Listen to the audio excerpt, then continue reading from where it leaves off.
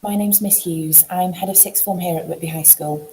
In the absence of our normal marketing event, which we were able to do live and face-to-face, I thought it would be a good idea to just get in touch so that you can put a face to the name, and I'm able to give you a little bit more information about how our sixth form runs here at Whitby and what we have to offer, and hopefully what the students have got to look forward to. So before anything else, our students should be asking themselves, what do we have to offer here at the Whitby High School as far as our curriculum goes? And the good news is we offer a really wide and varied curriculum here at Whitby High School at Year 12 and 13. Students should by now have looked at our option blocks, and they are free to choose 3 subjects from each separate column, either 3 A-levels, 3 BTECs, or a combination of the 2. That's a massive selling point for us here at Whitby. The fact that our students have the ability to combine both modes of study really gives flexibility to the process that maybe you wouldn't find elsewhere. And, you know, A-levels and BTECs are the gold standard qualification at level 3. They are what takes our students on to either university, degree apprenticeships, or higher apprenticeships. So it really is a fantastic way of studying at that level, particularly if right now you don't have a clue what you want to do, which is fine, by the way. Not many people at 15 and 16 do know. So it really helps the kids to keep their options open. So what makes our sixth form great? First and foremost, it's our students. We're extremely proud of each and every one of our students in sixth form. The pressure is on when they join us in year 12. Of all the students here at Whitby, they are the ones that have received a minimum of 5 years education here at Whitby. So our expectations of them are really high.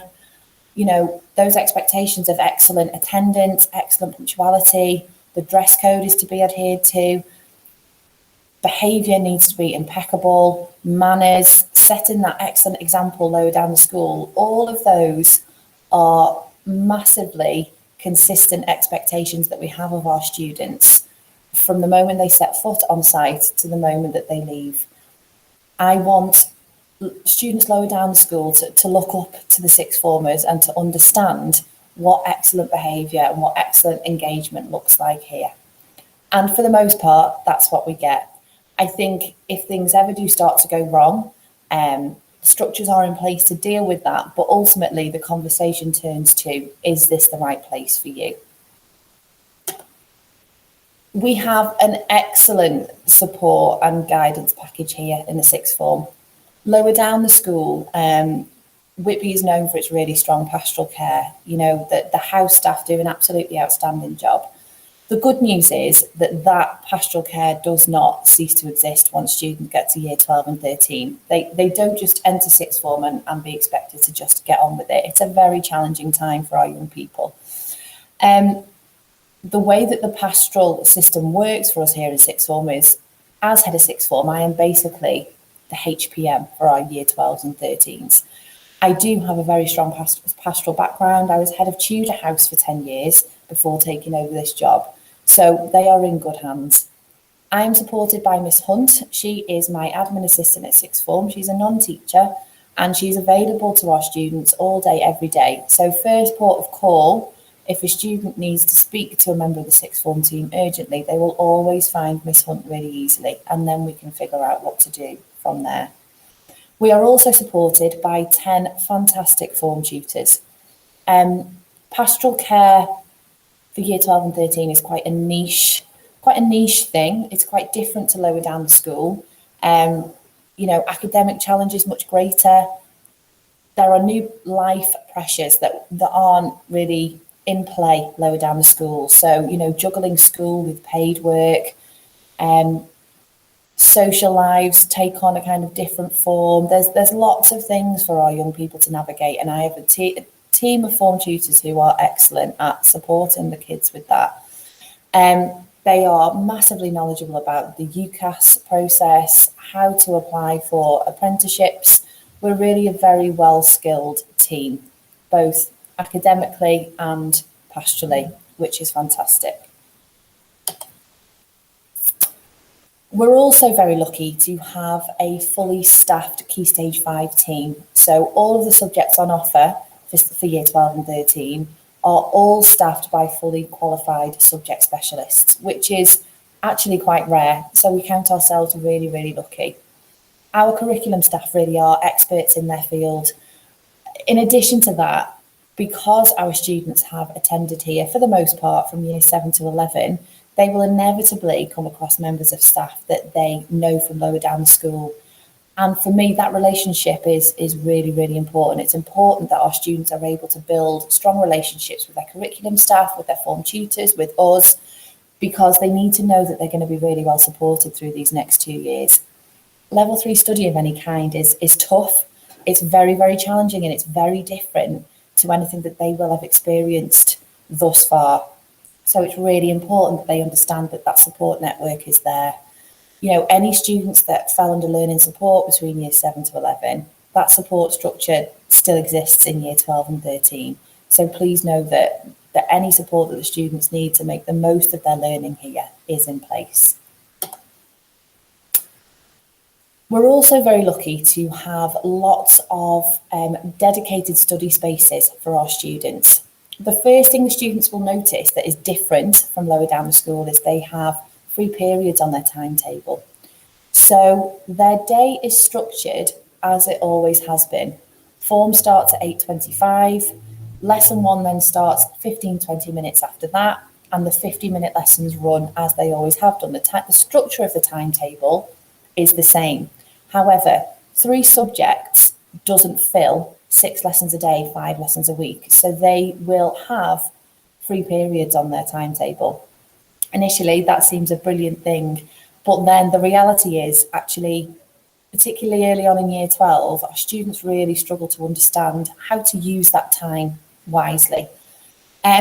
First of all, we do have dedicated spaces. So we have a study room, we have our own section in the library, and we have our own refreshments, kind of our own cafeteria called the lunchbox. That's actually under getting a revamp at the moment.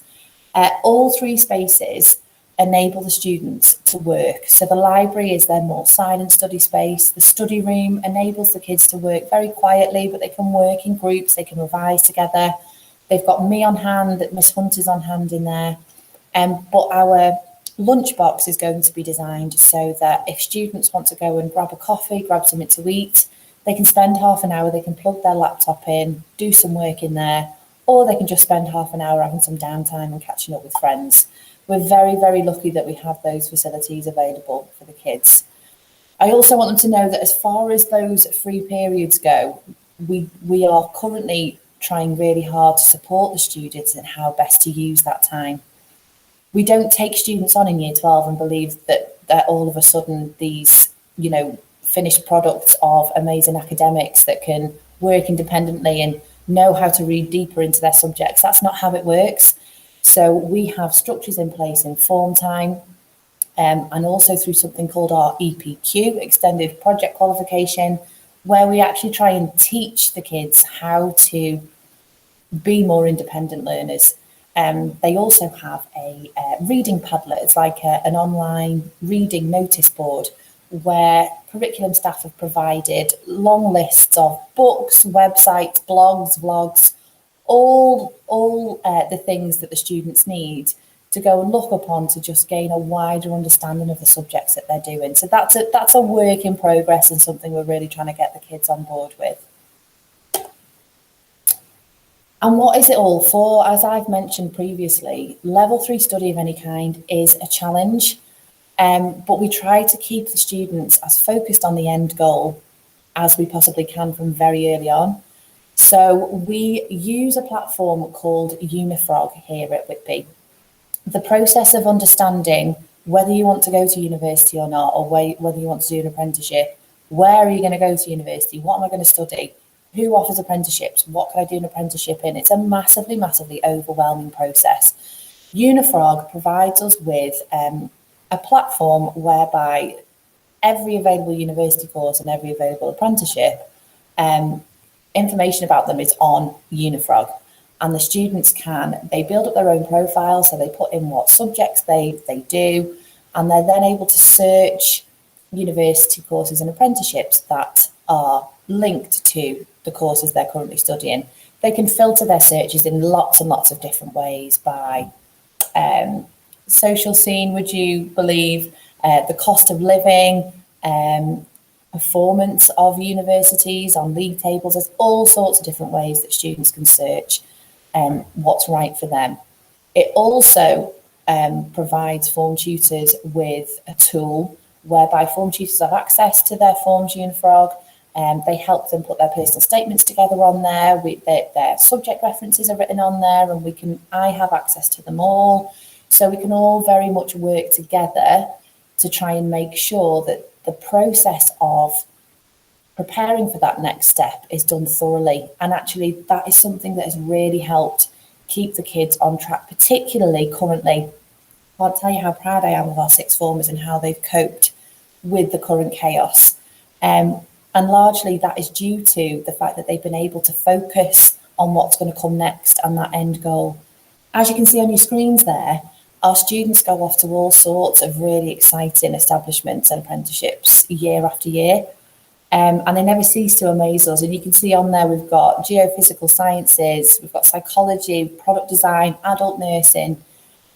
They're just absolutely amazing. And once that confidence starts to build and they realise that these sorts of things can be a reality, it's really an amazing motivator for them. You can see there some of the apprenticeships that have been accessed also. So I suppose really the only other thing is to talk about the nuts and bolts really of what's coming and what to consider. So entry requirements wise, you will see on our option block sheet that each subject has its own entry requirements. And it's really important that you pay attention to those. They are there because they are judged as the minimum level that a student needs to be at in order to make a success of each of those courses. So for example, history insists on a 5, I think it is, in English.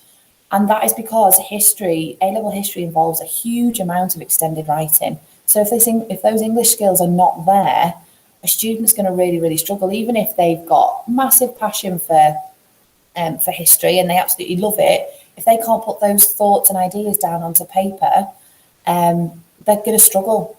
So it's really important that you pay attention to them. I'm currently working through my list of applicants and I'm calling you all one by one, and I've really enjoyed that. So thank you to those people that have taken the time to speak to me so far. I am on it, so please sit tight.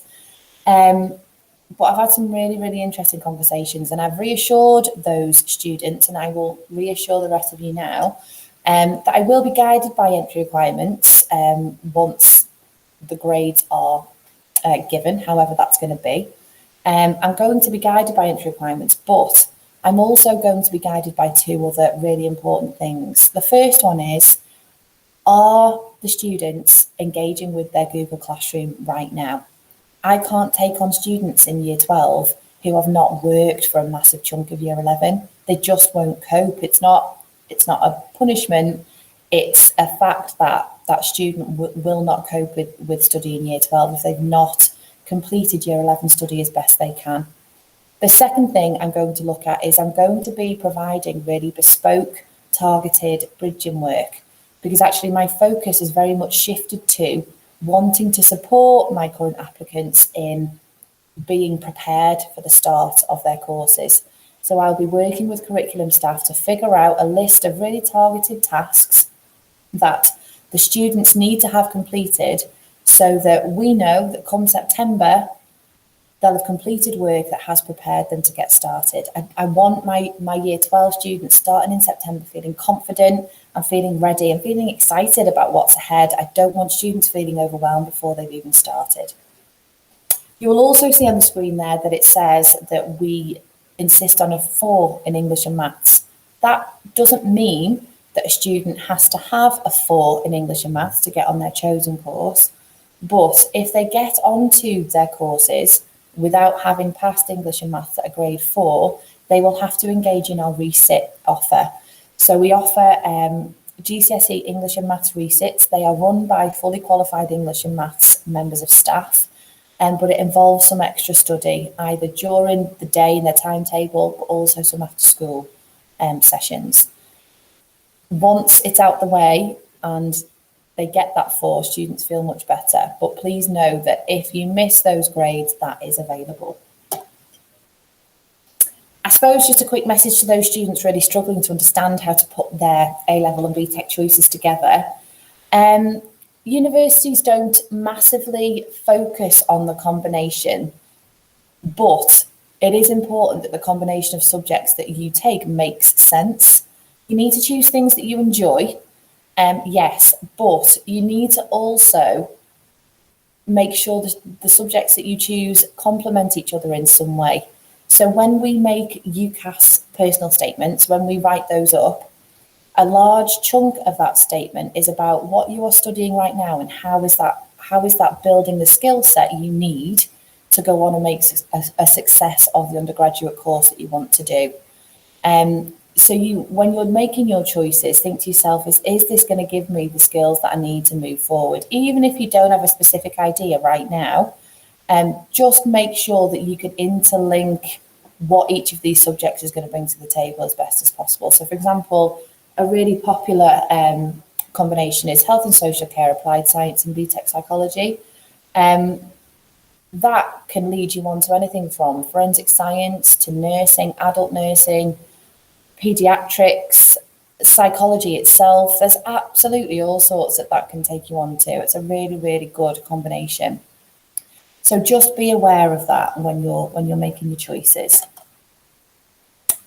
And the final thing really is next steps. So anyone that's maybe not been as proactive as they wanted to be, or anyone that's a bit confused with how the process is going to go, there is a list there of the next steps. So first of all, you need to visit the website and click on the Sixth Form area if you've not done so already. There's absolutely loads of information there about what is on offer. The first place to go is what can you study? That is where our option blocks are. You will also find some subject video talks there, and then you will also find the prospectus. After that, click on Join Us and make your application. That will register with me, and then at some point I will be on the phone having a chat about your options. I will be in touch in writing as we close for the Easter holiday. So I will put a conditional offer into writing. So that will detail the choices you've made and then the conditions that I want to be met in order for you to be signed up in the summer. They will include grade entry requirements, but also it will be very clear that engagement in Google Classroom and also engagement in the bridging tasks that are going to be provided a bit further down the line is going to be really important to securing your place with us. Okay. And that is it. Going forward, can you make sure that if you have any questions at all, please get in touch. You can email me. It's rhughes@whitbyhs.cheshire.sch.uk, or you can call school anytime and leave me a message if I'm not here, if I'm working from home. The message will get to me. So please, I don't want anybody worrying. I'm really, really looking forward to getting started in September.